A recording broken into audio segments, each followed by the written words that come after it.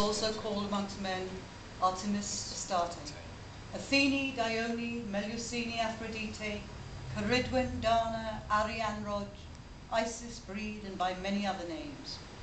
And then the priestess answers, as the goddess herself.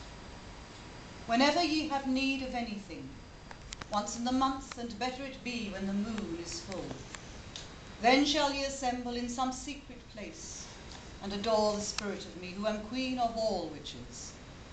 There shall ye assemble, ye who are fain to learn all sorcery, yet have not one its deepest secrets.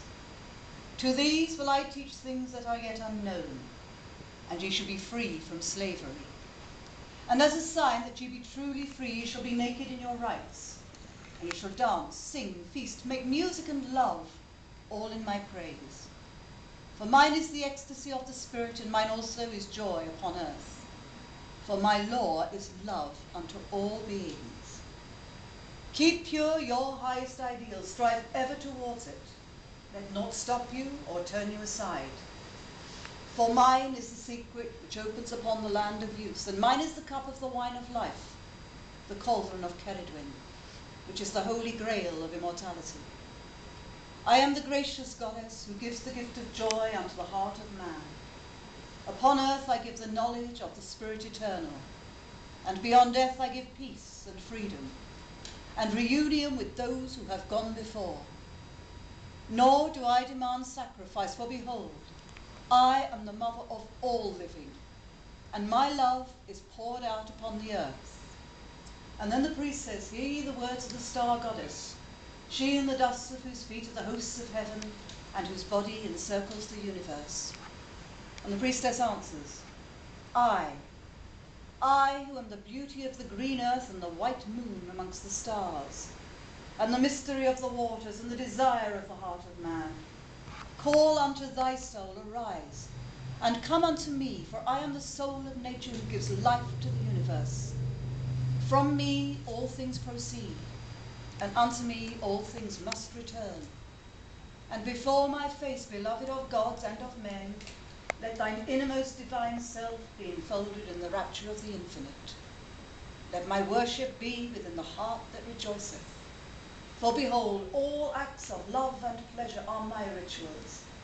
And therefore, let there be beauty and strength, power and compassion, honor and humility, mirth and reverence within you. And thou who thinkest to seek for me, know thy seeking and yearning shall avail thee not, unless thou knowest the mystery, that if that which thou seekest thou findest not within thee, then thou wilt never find it without thee. For behold, I have been with thee from the beginning, and I am that which is attained at the end of desire.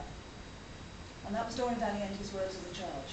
It's wonderful, it's beautiful. And she hated it. And it's if you ever hear it used in circle, it's an admission of failure. She hated it because so many people just read it from the book. They won't even learn it off by heart. If you have done a successful drawing down the moon, it's not supposed to be read out. It's for that period where suddenly the goddess has not come through the priestess, and there's that horrible silence. It was designed to fill that gap. We've talked to several of the old Gardnerians, they've all confirmed it. Ray Buckland, Lois Bourne, Doreen Valiente, they were all there at the beginning, and they all said the same thing.